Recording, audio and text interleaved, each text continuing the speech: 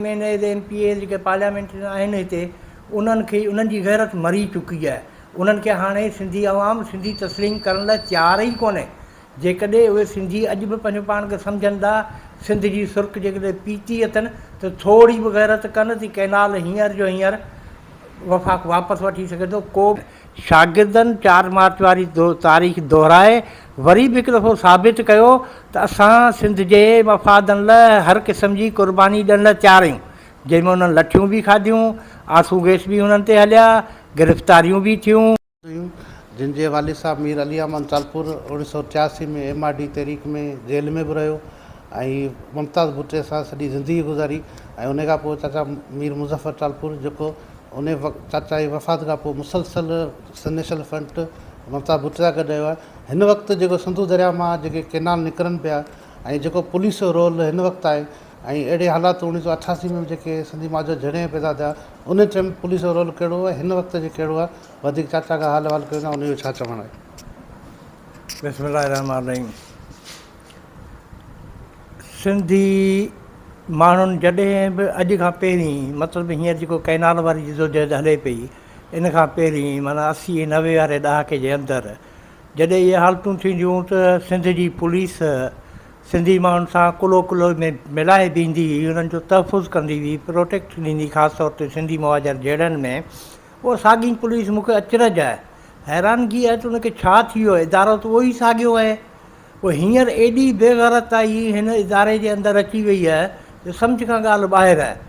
छा थींदो जेकॾहिं सिंधी क़ौम जी हिननि थञ न मलाई त हिननि ते केॾो वॾो अज़ाब बि थींदो, धरती जी गद्दारी जो बुलबुल लॻंदो। पर जेकॾहिं हीअ हिन सां गॾु नमक मल्हाइनि हिननि जी ड्यूटी बि वधि में वधि हिननि खां पोस्ट खसी वेंदी, हिननि जो पघार त चालू रहंदो, हिननि खे बेरोज़गारी जो त डपु ई कोन्हे। तंहिंखां पोइ सिंधी क़ौम जो हिसो आहिनि इन्हनि जी औलाद, इन्हनि जा माइट मिट ख़ानदान भाउ भिंड सभु असां सां गॾु ॿाहिरां रहनि में रहनि था। उन्हनि जो गुज़र सफ़र बि पाणी ते आहे। पाणी खां सवाइ सिंध भड़भांग थी वेंदी, का बि शइ कोन बचंदी।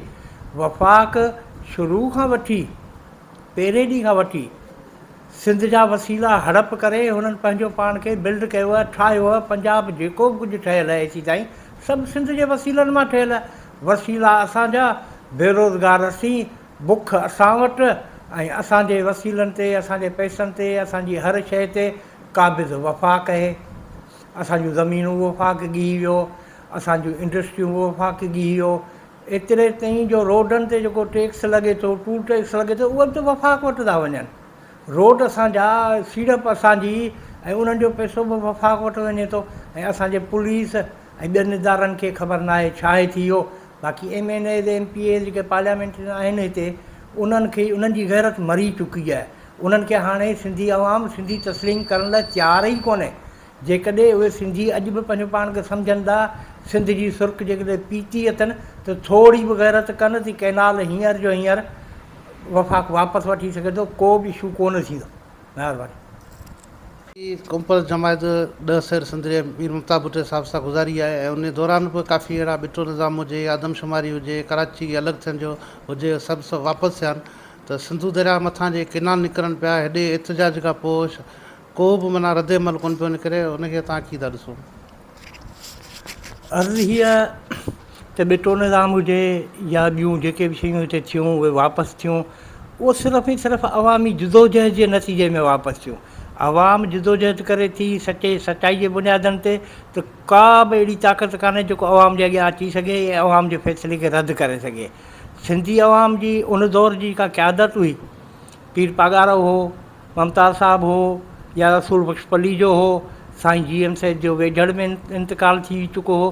बहरहाल उहे धुरियूं सिंध दोस्त हुयूं, सिंध सां सचियूं हुयूं। ऐं अॼोके लीडरनि ते बि शक नथो कयां। बाक़ी फ़तह कहिड़े बि इशू ते तॾहिं थींदी जॾहिं अवाम भरपूर तरीक़े सां जिदोजहद कंदो, सचाई जे बुनियादनि ते, धरती सां मुहबत जे बुनियादनि ते, धरती जी थञ जॾहिं मल्हाईंदो त हीअ त कैनाल त को इशू ई कोन्हनि। हिन खां वॾा वॾा इशू जेके आहिनि, जेके अञा अॻियां थियणा बि आहिनि, उन्हनि में बि माण्हू कामयाबी माणे सघे थो।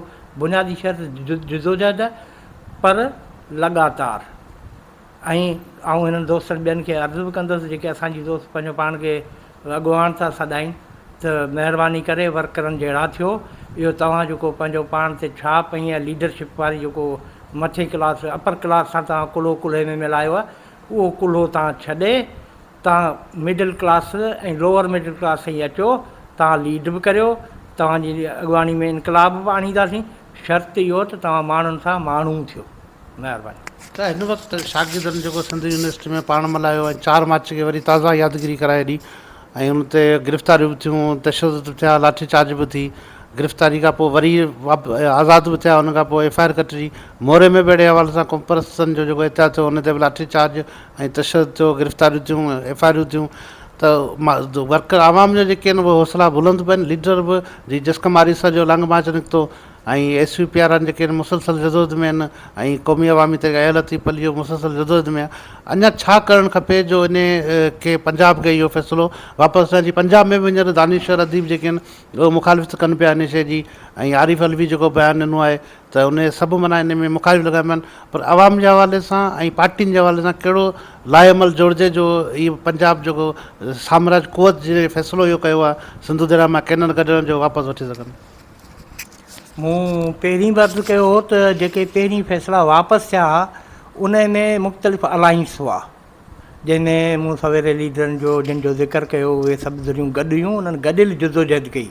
हींअर असांजा दोस्त जेके आहिनि, हिकिड़ो खाॿे आहे हिकिड़ो साॼे आहे, को ओभर को किथे ईअं जदोजहद कोन हलंदी।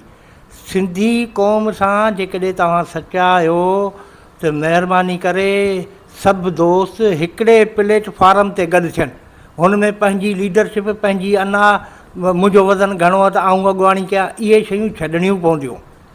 जेसीं ताईं उहे शयूं न छॾींदासीं तेसीं ताईं सभु को पंहिंजे लेखे जदोजहद कंदो रहंदो, कुझु कोन वरंदो, सिंध जो नुक़सानु थींदो रहंदो। रही ॻाल्हि शागिर्दनि जी, त शागिर्द शुरू खां वठी इनकलाब जे लाइ हर अवल दस्तो रहियो आहे। शागिर्द उनखां पोइ वकील, मज़दूर, हारी, इहे ई तबिका आहिनि जेके इनकलाब आणींदा आहिनि।